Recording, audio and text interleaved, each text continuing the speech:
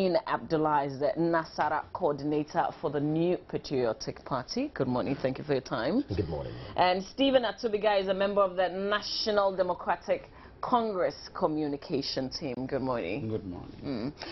So first of all, even before we get to the newspapers, I think Kamal, you have to explain a bit for us as Nasara coordinator what exactly you do for the party. Wow. Well, let me say a very good morning to our cherished viewers, and would say that yes, the Nasara wing is a special organ. It's one of the special organs of the party, and as we all know, special organs of every political party have a mandate to push for a membership drive for that party.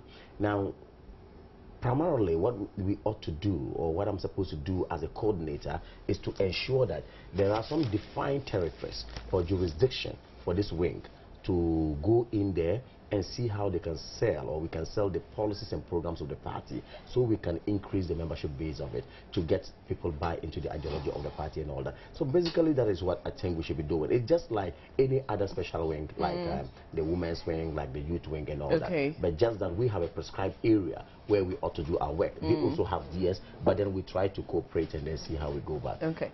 So why does it have Nasara? Nasara simply means, in Hausa, Nasara simply means victory.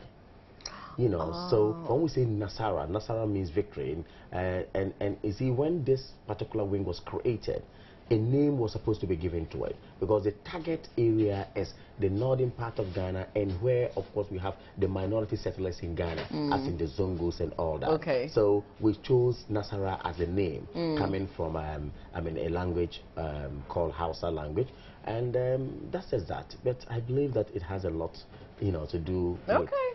All right, it's good to know, really. It's good to know. Okay, so we'll start off with the Daily Graphic newspaper.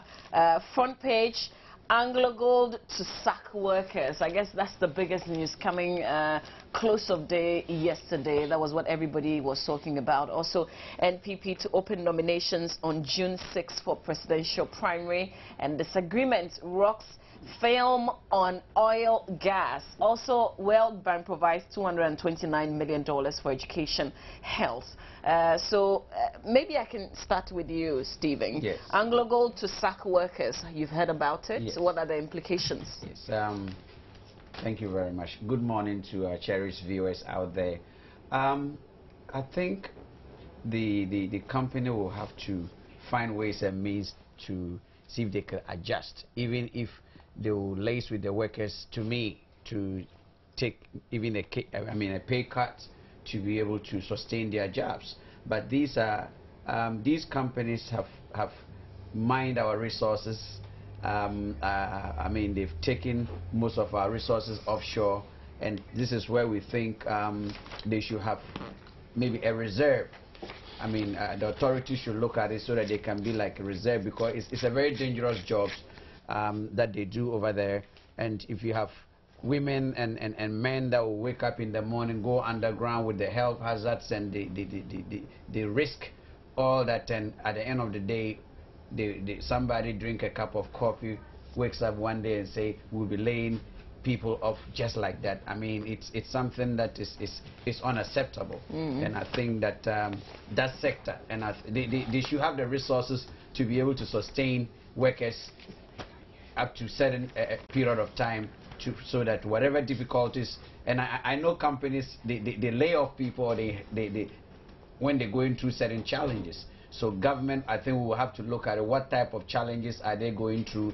Can there be adjustment? Can they be set? There will be some form of resettlement, remember. Yes. Let me just read to you a bit of the story, which is captured in the graphic newspaper. It says, AngloGold Ashanti Ghana is to embark on a major retrenchment exercise by August this year. The number of workers to be affected under the exercise is, however, yet to be agreed on by management and organized labor. The exercise is the final phase of downsizing the workforce, which began last year with 430 sent home. The company is expected to spend about $220 million in settlement packages, which is being negotiated for among the management, the local union, and representatives of the Ghana Mine Workers Union. Okay, so with a bit of background that I've given you, your comments on that. Well, very interesting. I think that yes, AngloGold Ghana, a subsidiary of AngloGold World. I mean, we have South Africa part of it as well. Well, is a company. Is a company that has what we call indoor management rules. Now, if a company comes to realize that no, we actually overspending, we want to downsize, like they rightly using a piece you just read, I don't see why there will be a problem. However, we have laws governing some of these retrenchments that, of course, they seek to embark on.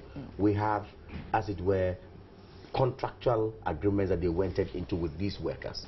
And I believe that almost all these things must not be done on the bland side of the workers. We just told per the story that 430 people were actually sent out last year. We didn't hear any noise about it. It was okay. That I think it's because of the number that is coming out now, because we're told over 6,000. Yes, they gave reasons and they gave factors why they would have to do that. I'm not to speak for them anyway. I am only trying to speak on the face of the facts that we have right now. Now, the reason given is that yes, they cash in some profit somewhere last 2-3 years or so, around 2008 thereabouts, you say. Now, having cash in that profit, they realized that no, they needed to augment their workforce so they could push. So this money came in to push it. Apparently, it was a wrong projection they made, because they had realized that the site in which they are right now, some amount of depletion has actually been seen, and they are not making any profit any further. Therefore, if you are not making profit, there's no sense to any businessman who wants to, you know, continue running at a loss. The fundamental factor of running a business is to maximize profit. So fine, I'm only saying that I'm not against them. There's no law that debars the company from actually carrying out their indoor management rule, no. However, there are laws covering the labor, there are laws covering the company itself. Let's do it with that human face, so we will not have complaints. If the 430, like I said earlier on, did not complain, and this is coming again, then ensure that it's go. Now, they will go further to say that about $220 million would be spent as package, I mean, settlement packages and all that. I believe that yes, if the workers accord it or they agree to it, there's no problem. Again, they have gone further to say that they are not going to eject anyone forcibly or forcefully from their apartments or wherever they live in. They will give you ample time to ensure that you get a place for yourself until you relocate. Again, some facilities would actually be left at their new old site, because I understand per the story they have to move to a new site which they have relocated. They have located somewhere in the north or thereabout, and moving to this new site, they would have to leave these facilities that they have had at the old site. Now, what they are saying is that the hospitals, the bungalows, and other facilities there, they are proposing that a university or a mining university kind of university college is going to be set up there. I believe that all these things goes to inure to the benefit of the state, if indeed they are actually going to do it that way. I mean, as they said. So for me, I don't have so much qualms. We cannot sit here to say don't not sack anybody when we don't even know what actually goes on there. Either they are in there and they are telling us what is there. The workers have not also cried foul. No worker has come to say, look, I'm going to be sacked and therefore I have a problem, or I am not supposed to be sacked because I can justify my position here. Now, they have said that they need now high-skilled labor. They need now people who, of course, would assist them more, because virtually there are some workers today who don't even do anything because of the depletion that they have at their old site. Now, some of these reasons have come. We cannot guard them. We cannot say that, except to say that they should collaborate very well with TUC and with the other workers' union to ensure that no fundamental human right of a worker is infringed upon. That is all. They should do with the human face and ensure it's within the parameters of the law that establishes a company. Stephen, I think one of the fears is that, I mean, this is a mining, mainly a mining town. So if this exercise is going to be carried out, there are fears that the town is going to soon be a ghost town, if you like.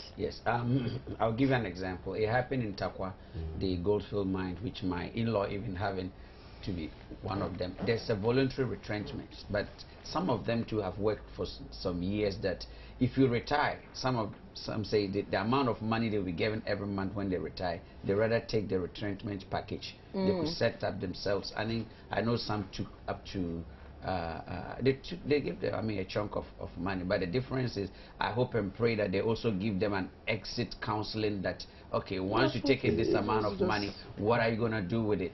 Because you don't want to end up on the street. I mean, some people looking for money, but they can't manage money. being a miner for so many years, are you going to invest your money as a small scale galamsey because that's all you know for? So retrenching them with that chunk of money, maybe shooting ourselves in the foot because that is all they know. And also, I think they should show them how to invest, how to exit. They should buy bonds and shares. And having also said that, let's also look at people. Is it going to be voluntary, or at the same time, they're going to move some of the workers from where they are to the, or they're just going to say, you're too old, you're no more strong, you've been with us for 10 years, we're going to pick young people over there to also start. So the exit point is very, very important. Let me also add this to what Stephen just, where Stephen just ended. They said per their story, or in their story, that yes, they will move to the new site, and at their new site, they may require a highly skilled labor. Now, ask a fundamental question. Within the workers they are going to retrench, are they going to retrench some workers who, of course, possess some of these skills that already? It means that you will be unfair to them if you have to retrench them and go for the same quality or kind of workforce again. So we are saying that, again, expatriates, yes, are allowed in our country. Let us not sack our people and tomorrow go out there to bring some people under the guise of saying that they have the skilled labor and we don't have it. Let's do all these things with with that care and ensure that our people are not shortchanged. And the dangerous thing of this, I urge them, all the workers who at least go through some medical evaluation to make sure that they're not having some infection that is hazardous to that type of field. When that happens, the liability, they have to be taken care of for the rest of their lives. So I urge those who are falling within the the radar of being retrenched to get that health benefit. So the benefits of it is they have to take care of them for the rest of their lives, or you have to make sure the worker is in a good condition, very healthy before you retrench. I mean, it's part of their package. So I hope and pray that that is implemented, that they get a health check, everybody's health status. If you have any lungs infection or any cough, any chronic disease, is it Partisan? This is getting very intense. No, seriously. It's the benefits part of it. I know most but there's a lot of hazard that comes with working. I mean, basically a lot. I think and I pray that once they move in, they shouldn't be taking all the gold out of the country. There should be a certain amount of it should stay here for rainy days. You have already sold the whole thing. Oh no, we've not sold it. No, you have not. So what are you telling me? Haven't sold it. I have come to buy your company, and I'm now a private man manning it. I'm telling them not to take it out. Brother, that's the only way they can no make government profits. writes a contract without no room for negotiation. No, I think AngloGold, we are not going into history, but AngloGold had a very checkered, beginning. Frankly, I think governments upon governments have always even chastised them with what we did. We actually don't take into consideration what our nation really wants. As governments upon governments, I didn't say just this government. AngloGold, before, I remember this long whole time with Gerald Rawlings coming down to AngloGold under Kufuor and Co, rushing to, and all these things. So I think that we should actually not try to do anything that will shortchange our nation. Some of these things we should look at it critically and push it. And please, let us try to attack some of these issues objectively, devoid of politics. Because the nation suffers when those people who claim they are skilled, these people who claim they have money, they are strategic investors, they come in and they rake in, take everything out there, and then leave us suffering here. I think it's high time we try to deal with some of these things, no matter what. I mean, devoid from politics. Basically. So Suleiman Kone is the acting CEO of the Ghana Chamber of Mines. He agreed to speak to us on this issue.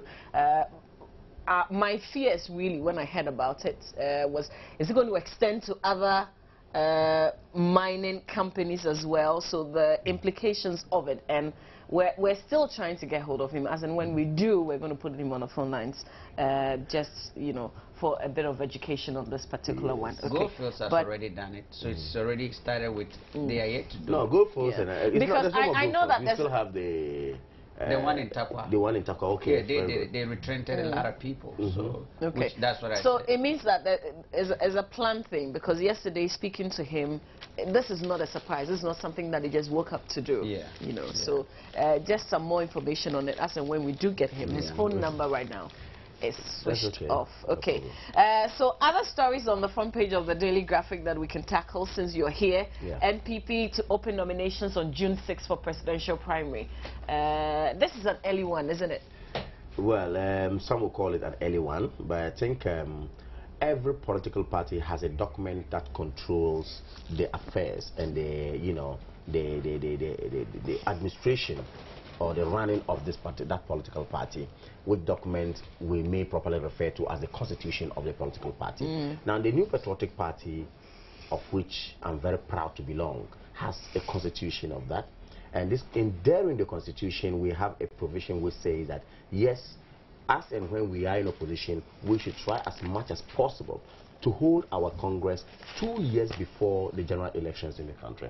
Now, that means that it gives us up to December 6th to do that. Okay. Now, it also says that we should open nomination somewhere June, 6 months before the holding of this polls, I mean this presidential election thereabout. So we have a time frame of 6 months, spanning from June to December, to do this exercise. So I think that, yes, some may describe it as early. I think we are just within the laws of the party, if indeed we are saying that the 6th June. Let me be quick to add that. And can I just, yes. I am sorry to do this, just to hold your thought, because we do have Suleiman Okoni on the line. He's the acting chamber of the, acting CEO of the Ghana Chamber of Mines. Good morning to you, sir, for your time. I hope you're well. Hello? Hello, good morning, sir. Hello? Okay, so I don't seem to have him on the phone. Hello, I can hear you. Oh, okay, I can hear you now. Thank you so much for your time. Yeah. So this story about AngloGold sacking some workers, I want to find out from you if we're going to see more of this, because there was a similar action sometime last year. Yeah, it's a very, very difficult situation, but you know, this should be viewed on a case-by-case basis. Yes, the industry is going through very difficult times, and as and when companies realize that something needs to be done, naturally they have to go back to the drawing board, look at the operations and see how they can rationalize. So it's not just a question of laying people off, but you kind of overhaul of the whole operations, review the operations, and see how you can rationalize, you know, the use of input and all of that. So generally, shedding of labor may be one of the last things the companies want to do, because it's quite expensive. And it's quite impactful, not just to the employees, but their families and extended families as well. So, yes, asking the question whether we would be seeing a lot more of this, it's difficult to tell. But, you know, like I said, the industry is going through very, very difficult, you know, times. And I hope this doesn't really continue, because as you intimated, we have done a lot of this last year. Companies did lots of rationalization. So even if it should happen, I don't think it's going to the same extent. Okay. But has this got to do with the current economic crisis that we're in? Not exactly. No, exactly. If you consider the case of Obuasi generally is a separate case. Obuasi is a unique, you know, organization. It's been around for about 100 years.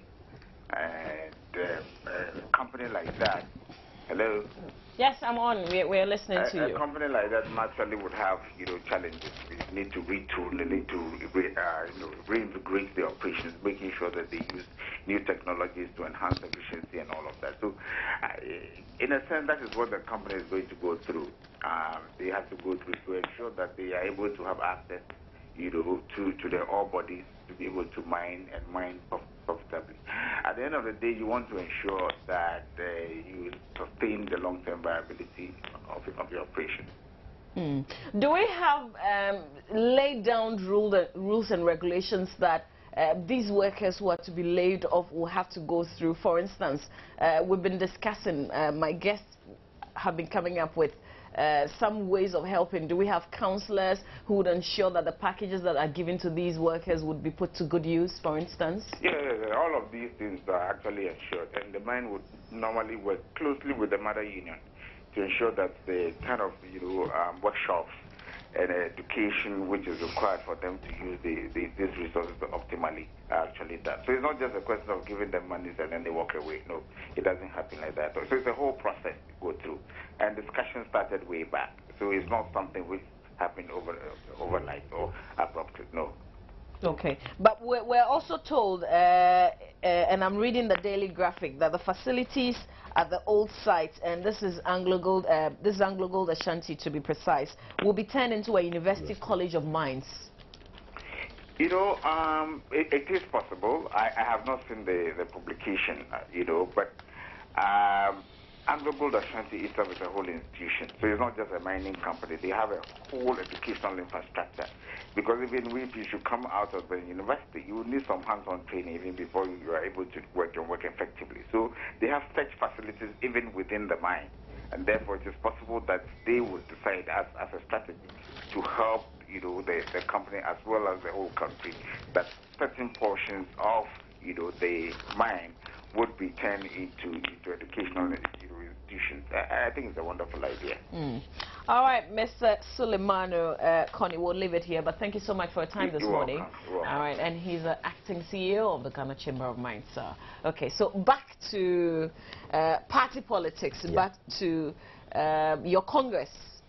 So like I was saying, I said that we have a time frame, you know, given to us by the Constitution, which says that, I mean, it spans from June to December to have held these flag bearership race and all that, contest and all that. So I think that we have latest June 6th to let the nomination, I mean, to open nomination for whoever wants to contest to come pick up the forms and all that, nomination forms and all that. So that is just what we're doing.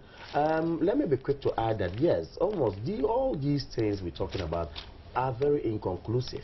Because in fact, I was also part of the meeting yesterday, and you know, we never concluded on a matter. Today, I see on the you know, front pages all over that MPP goes to polls December 6th, MPP goes to polls in October. It's not true. I mean, you see, these are all speculations, indeed. So what is the fact? Yeah, which of course I wouldn't sit here to come and reveal Why to you not? what is there. I mean, if people are making speculations and it's not true. Yeah, essentially, we should be aware that, say, for example, multi-TV, you have a meeting indoor, then having finished it, if you really have something for the public to consume, a press release will be out there for us. I believe that, yes, most of us have spoken to some of these issues as it were, but you see, we should be very emphatic on the point that if whatever happened yesterday was highly inconclusive, proposals have come, so all these things remain on the desk of proposals, okay, until a definite stance is taken that, yes, nomination is open on this day, polls will be conducted on that day, that will come out. So it's not a fact that you're opening nominations on June 6th. We have proposals. I've just said that the Constitution mandates us to open nomination by June 6th. Yes, we are working towards it because no one is working to subvert whatever the Constitution has said. And I believe that indeed that's what it's going to do. So per what the Constitution says, yes, maybe we may be going by it. The General Secretary has a role to play. He's supposed to do this. He's supposed to come out to tell us when it will be open. I believe, I have not heard him speak to it anyway. I believe that he was speaking to it at the right time. He will try to go. So we shouldn't try to put the cart before the horse to say that no, this is going to happen, that's going to happen, when procedures are laid down there. So for me, I would like to say that, like, all of us who speak to this issue, we should remain calm and ensure that a national council which is supposed to actually agree on this comes out with whatever is there, and it will be communicated to the media. But these speculations wouldn't help us. So filing fee, I'm sure you talked about filing fee. We're hearing some 75,000 Ghana cedis. Like I said, whatever went on in that meeting, which I'm not prepared to reveal. But you did talk about it. That came up. What? The filing fee came up, right? During the discussion. Highly speculative. Nothing came up. Nobody spoke about it.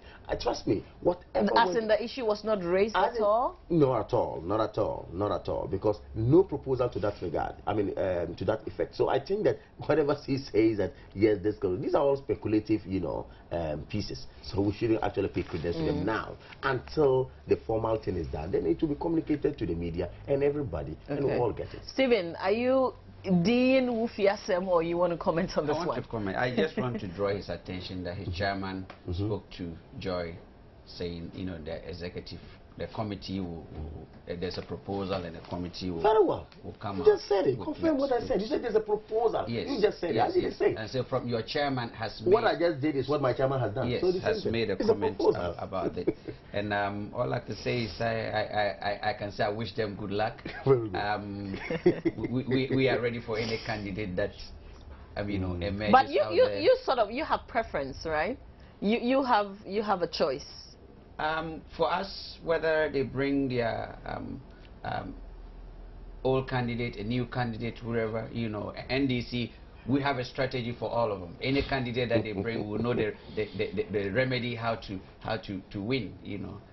This so election. no one particular candidate is a threat to the NDC. No. NDC. I mean, NDC. There's no candidate based on His Excellency, the job that he's doing, how he's handling Ghana, the vision that he has for us, the development projects, and the way his style of leadership. We ready for any candidate that they bring, because, for instance, His Excellency Akufo-Addo, he has put in out all what has he got again to show us. He's given out his all.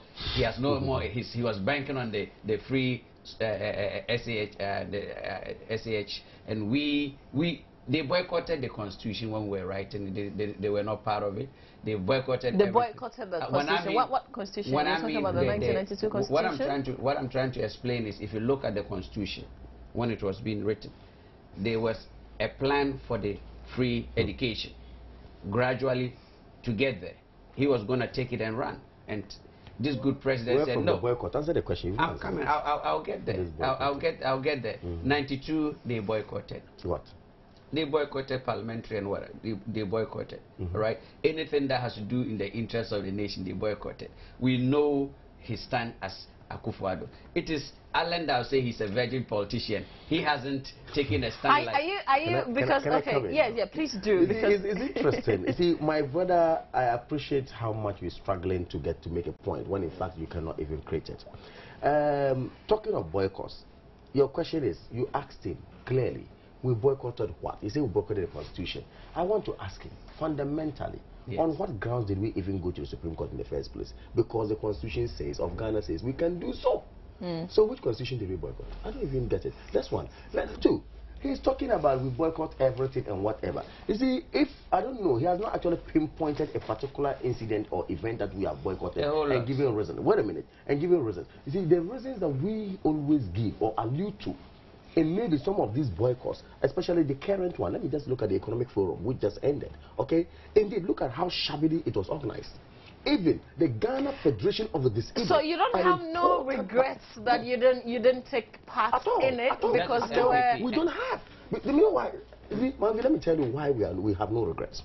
First of all, you have been given this country to manage. Then yes, we have said that look, a team of government must be constituted. We are giving them the mandate to manage this country, and then these people come to take it, and incompetency at its highest peak.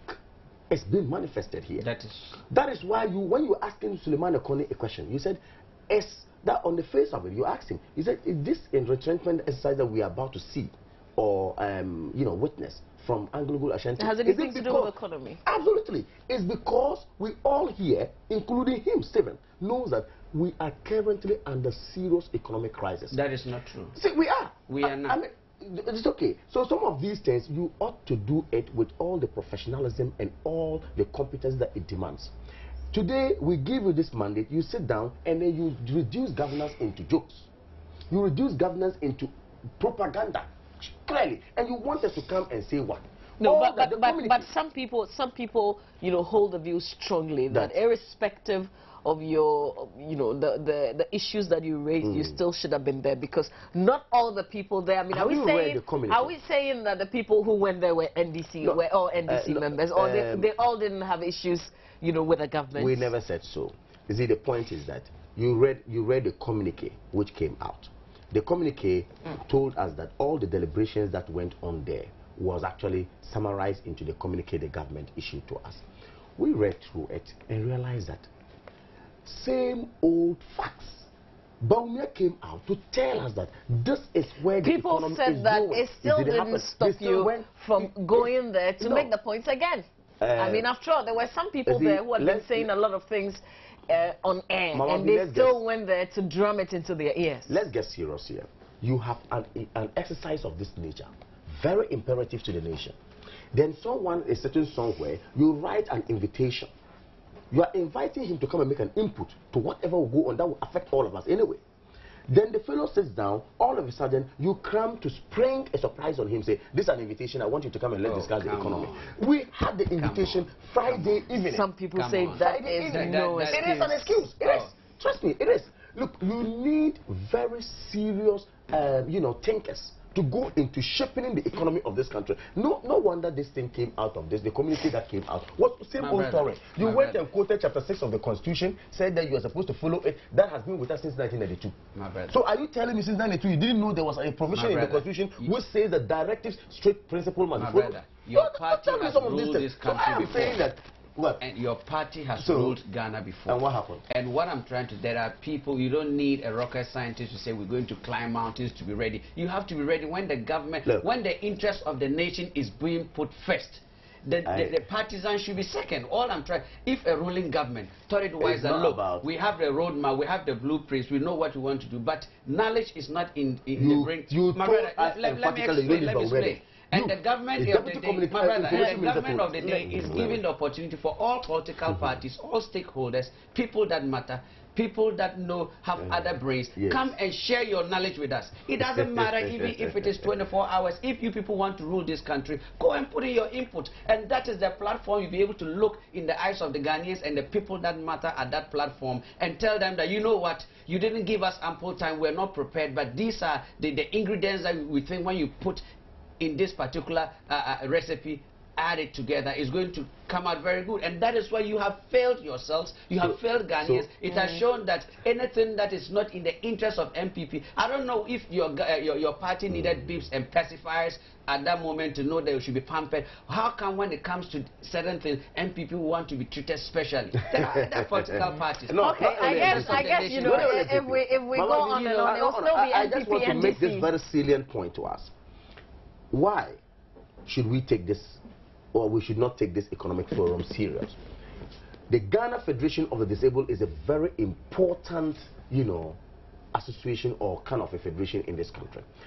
People, we have a law that deals with the people with disabilities. In fact, it tells us that we have people who, of course, are to be respected, whose views are to be respected. Did you invite them to the forum? My brother. No, did you, please, did you invite them?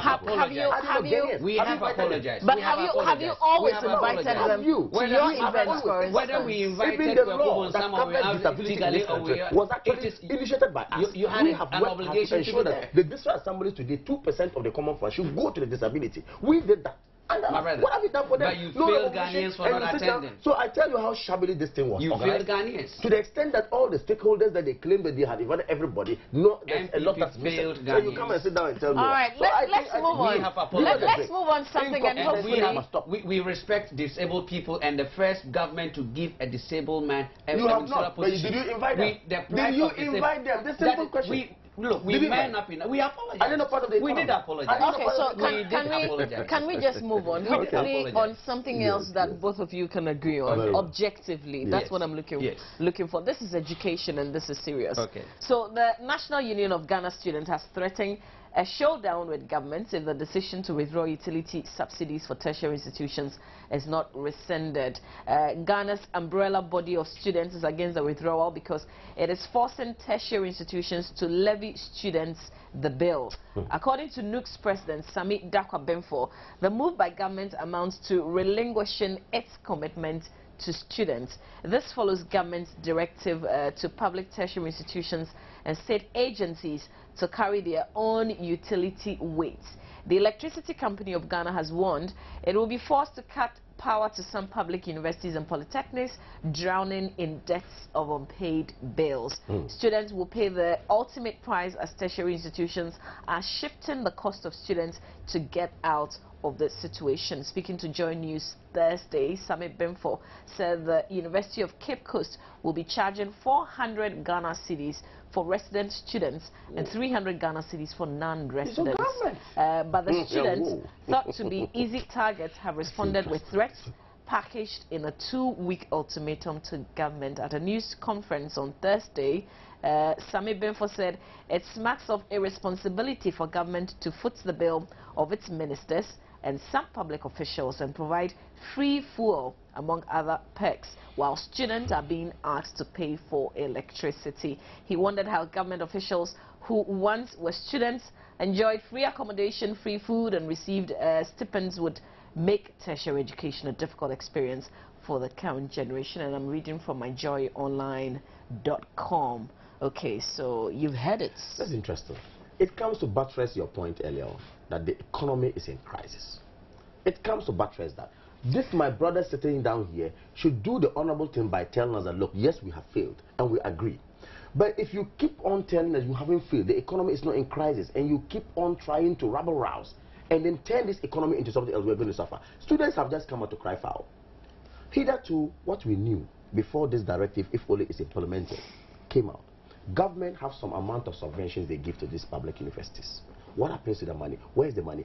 We had it last time. Now, even training colleges, where we are crying that we don't have teachers, professional teachers. I remember this Joy FM story where some teachers out there were actually interviewed who were not professional teachers. And it was pathetic how they respond to some of the questions. And these are people grooming our kids for tomorrow, or generational leaders. So today, if we even are training colleges, we cannot even give them allowances to encourage people to go there. You know, you are scrapping that, or you are even scrapping. No. That's one. But you are now coming to the public universities. Please let me land. You have your time. Okay. You are coming to the public universities now to inflict more pain on parents and, in fact, students. Some students even pay their fees. They don't even have anybody. Today, you are telling them to come and pay utility on campus. And we sit down. I have always said that this government is very insensitive to the plight of Ghanaians. And Ghanaians must show them the exit come 2016, inshallah. Because, let me be very honest, they joke with us, they make propaganda with some of these issues, and we don't see it. And I'm saying that, look, governance should not actually be carried out on the basis of propaganda. When you continue doing this, and you only ensure that your cronies, your friends are enjoying, and the masses are suffering. Do you know that? Do you know that for a fact? Of course, I do know that for a fact. We have the brother of the president who is enjoying. He's always been a businessman. Excuse me. He's always been a businessman. We have questionable judgment debts which have been given to court. Questionable. You give me money and the next moment you come to me and say, I am going to court. We have someone sitting there in Tamale called Discovery. When our drill ship was sold, like more money could be. Drill ship, please, don't even cross that line. But I'm saying that the president's brother has always been a businessman. Well, I wouldn't like. So your own president acknowledged that his government was corrupt and he will not prosecute them. It's in the news. He says that yes, someone in this country has bought a jet sitting there at airport, and anytime he wants to fly, he flies. That's his own money. It is a clear fact that someone in this country has some amount of link with this merchant bank sale that we all know. Oh, come on. It's a clear fact. You know about it. And see, I'm saying that they are milking Ghana, arbitrarily. They don't care about what is happening to us. And that's a danger to us. Someone in Tamale is called a consultant and has given Sada money. In fact, he's a northerner who should have felt that, look, I'm from the north. And it's better you are from the north as well. Go and see the Upper East region. People struggle to get 1 cedi to even get a meal. You know it. Binduri, I know your place. I was born in Bolgatanga. I know. We are all from Upper East. I know what is happening. You understand? And someone is giving millions of Ghana cedi. He sits somewhere and calls himself a discovery whatever. And the next moment you call him and say, look, come and pay back the money I gave to you. And I'm going to court to take it. What's a joke? What a joke. What did Sada come? You and I.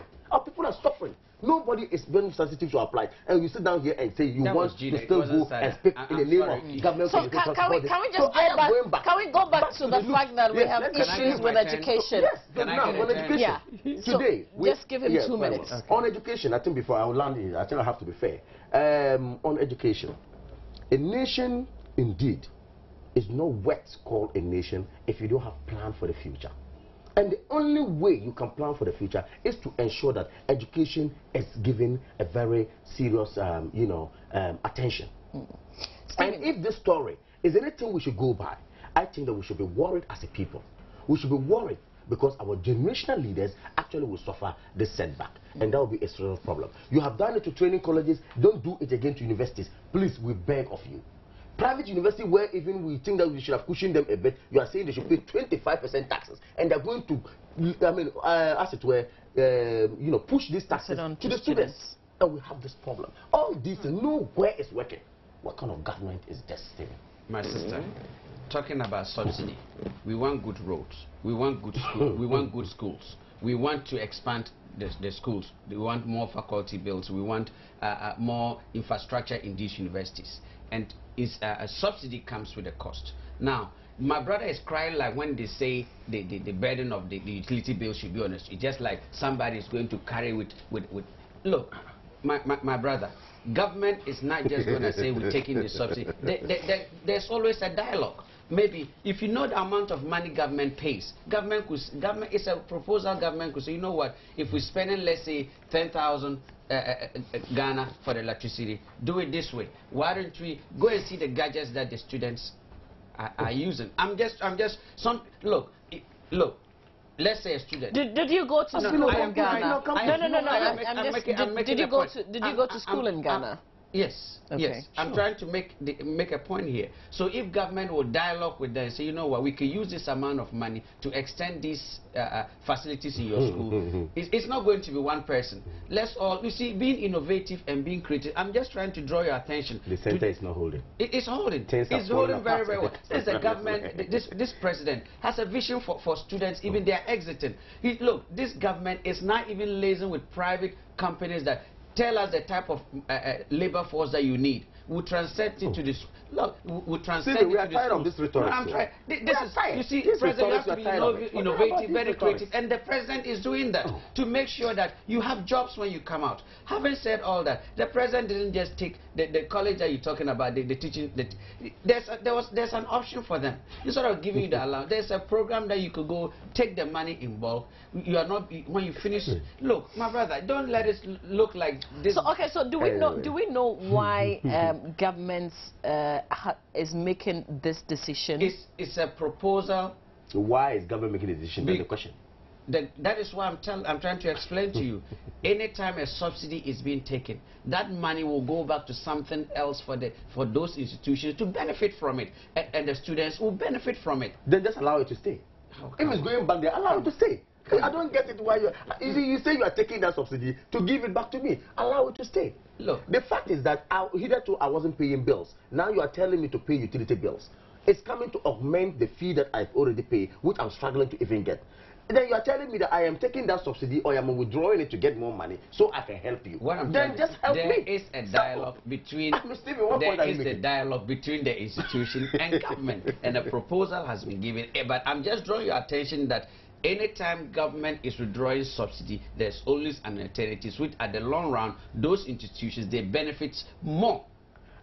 So is there, for instance, is there some sort of research that would tell that, oh, this is not so useful, so we can take it off and then use it somewhere else? That is why I'm drawing utility. I'm saying his vice presidential candidate said you and I were not there, but we know definitely they didn't just get there because you are a government communicator. You should know it. Just give that proposal. You are there. There was a dialogue. Because this would mean that students will be paying more. Very well, but isn't it? What I'm saying, the students, they have representatives that will represent them. The institutions they have spoken. That is true. They have spoken. They are crying foul. They are not happy. That is true. To address the issue. But government will still go back to the table. And say what?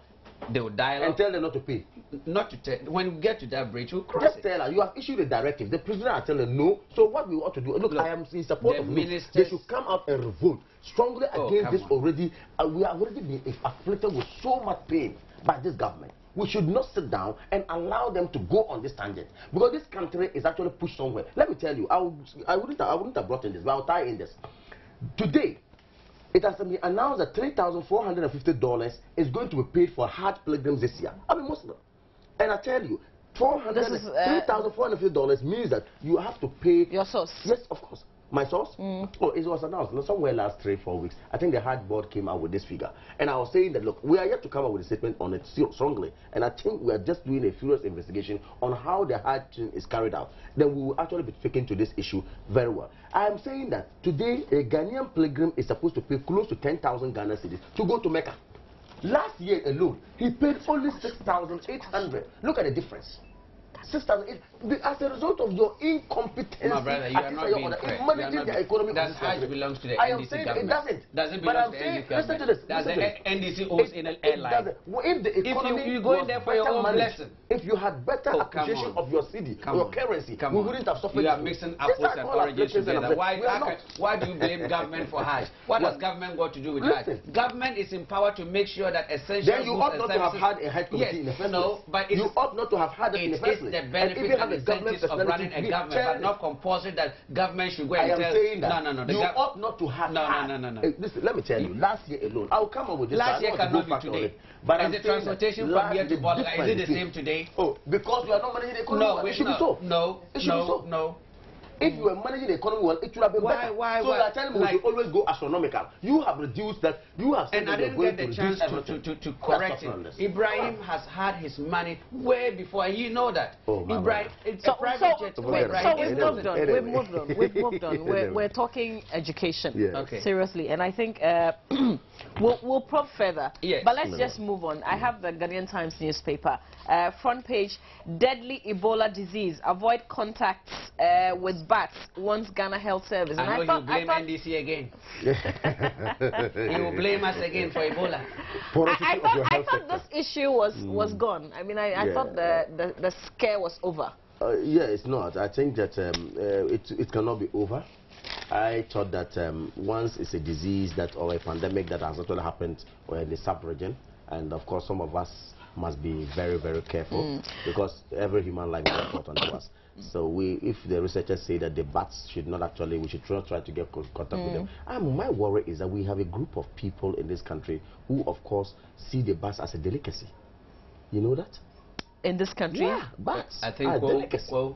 Yes, that's delicacy, serious delicacy. And that's a problem. That's a problem. So I don't know if only the research that has been conducted into this particular, animal or bird, I should say, it's not anything to do with that. Let me read what's in the stories by Linda Ayite. It says the Ghana Health Service has cautioned the public to avoid direct contact with wildlife, especially the African fruit bats. Which has been detected as a main reservoir of the deadly Ebola virus. This is because over 80 species of bats exist across the world and migrate from one place to the other without border restrictions, and one cannot easily tell the kind of bat he or she comes into contact with. Okay, so you're saying that we eat bats in this country? A lot of people. You don't know that. A lot of people. It looks like, I mean, can you substitute this with a confirm? No, I confirm. Because that's my fear. Not at all. So you see the difference? Not at all. There's clear difference. Not at all. Very far. Okay. So I think that if indeed the scientists have come, we have got special people who have got their specialty and where they are and all that. So if they have come up with this research, and of course they are really authentic about whatever they are saying, the only worry I would have is what I expressed earlier on. We have a group of people in this country who see these bats as a delicacy, and if indeed we are to go, this story is to go, anything to go by, it means we should try to take this education to them, let them understand that no, because we need them. You understand? So anything that comes up, and when we lose a human life in Ghana, the manpower of Ghana has reduced by 1. And that's the problem. So basically we should try to be very proactive. However, on health issues, I have always said fundamentally every human being must be a caretaker of your own health. You don't wait for government to come and say, I've done X, Y, Z. Now, if we all take very good care of ourselves and ensure that we do things that would not endanger our life, of course, we would actually live long. Okay, so we should not blame government. We shouldn't say government should do this. Yes, government should put modalities in place, all right. However, the education starts within. We ought to educate ourselves. You have a brother, I have a brother. You have a sister, I have a sister. Talk to them.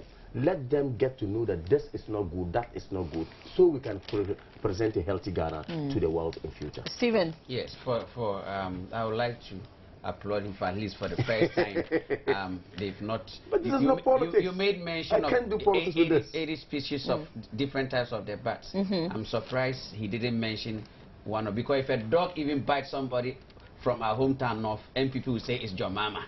For the first time that, anyway. No, let's not trivialize. And Stephen, I'll just have to ask you to hold your thoughts there. Yes. Just hold your thoughts there. Joining us via phone is the head of Disease Surveillance Department of the Ghana Health Service, Dr. Bedu Sarkodie. I want to say good morning to you and thank you for your time, sir. Good morning to your listeners as well. So this Ebola scare, I thought it was all over. Not really.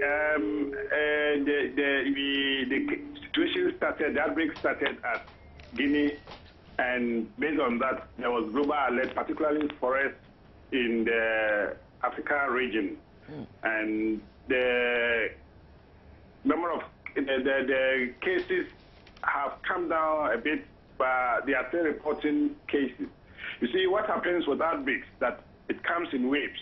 It will start number of cases will build up, it will peak, come down, and then there may be another wave. This is where we have to be very careful, and that we as a country, Ghana, we haven't reported or recorded a case yet. There were suspected cases. Those have been adequately and thoroughly investigated, and they were all negative for Ebola and other viral hemorrhagic fevers. But the danger is not over. Guinea is still reporting cases, and the outbreak is still on at Guinea. So you're warning us against coming into contact with bats. Is it specifically the African fruits bats you're talking about?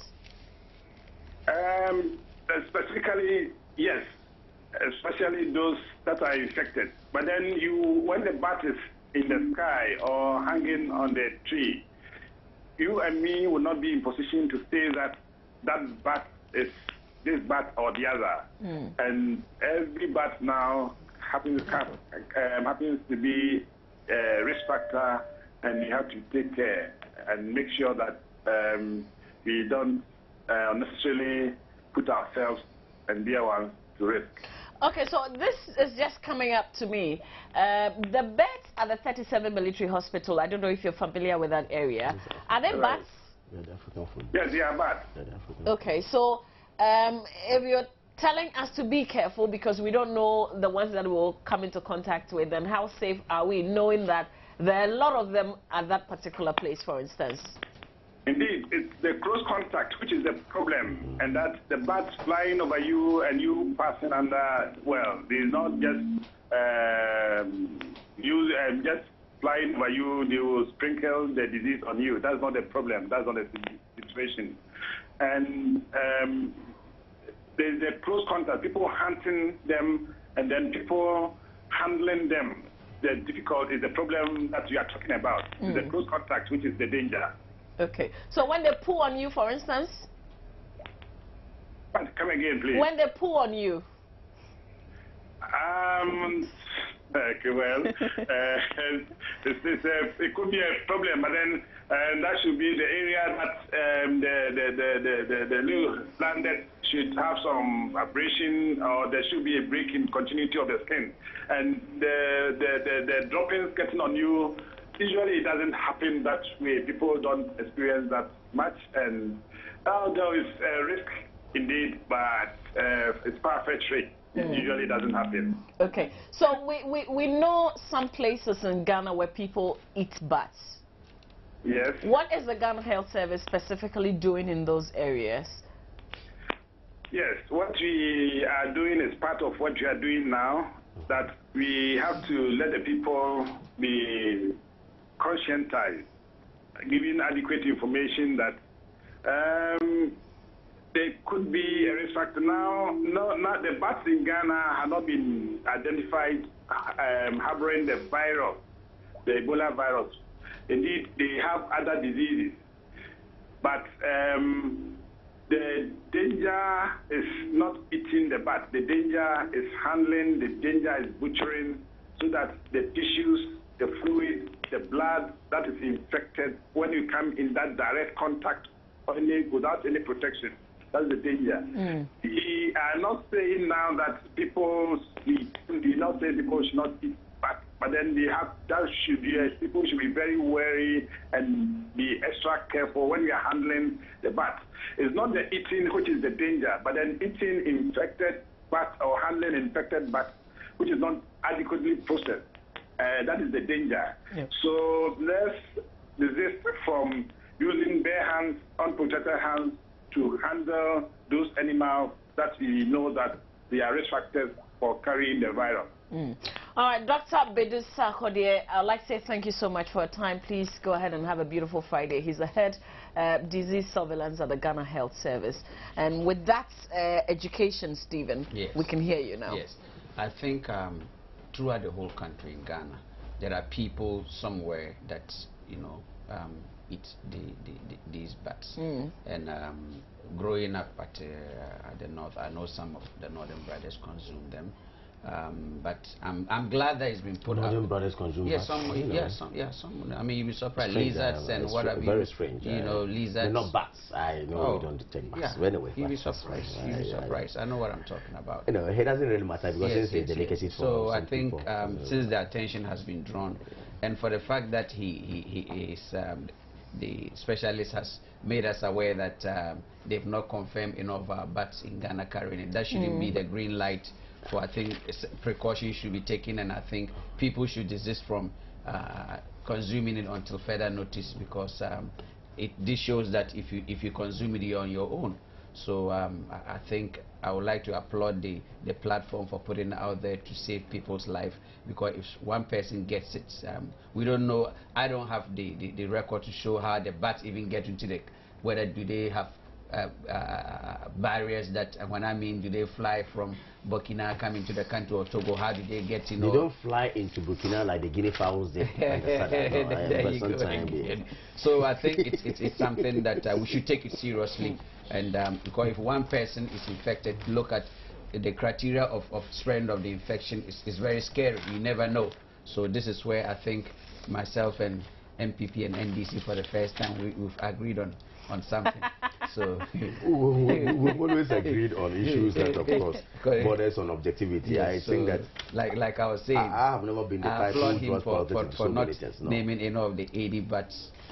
Tagging it too. Even on the AngloGold thing, I was very objective on. I told the partisanship must not come in, and I cited to you that look, private companies must be allowed to operate per what the law says they should do. So some of these things, maybe you are failing to see the objectivity because you have your own stance you have taken entrenched.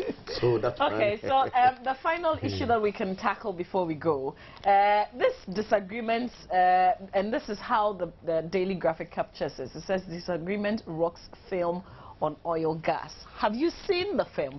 I mean, we talked about it with the producer-director on the show, and it's been premiered now, I think from Thursday and then today. The one involving the signature of the energy No, it's not. No, that does not involve the signature. You see? You know what is happening. Nothing is happening. People go and sign contract and later on come to tell me it's a 419 company. You didn't know. Why didn't you do due diligence? Have you seen the movie on Ghana's oil? Anyway.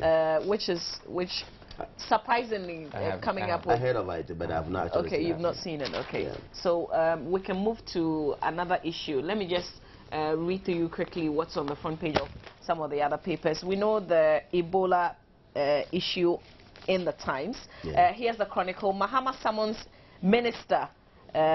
Suba contract shut down, and MPP goes to polls December 6th. Okay, so that's another that's another one. But you're saying these are all speculations. These are all speculations. Okay, so let's see who has been summoned by the president. This is in the Chronicle newspaper, page 3. Information obtained from a credible source at the Flagstaff House indicates that the Minister of Local Government and Rural Development, Akwesi Oponfosu, has been summoned by President Mahama over the destruction of the Ebri Botanical Gardens Forest Reserve. I heard about this issue as well.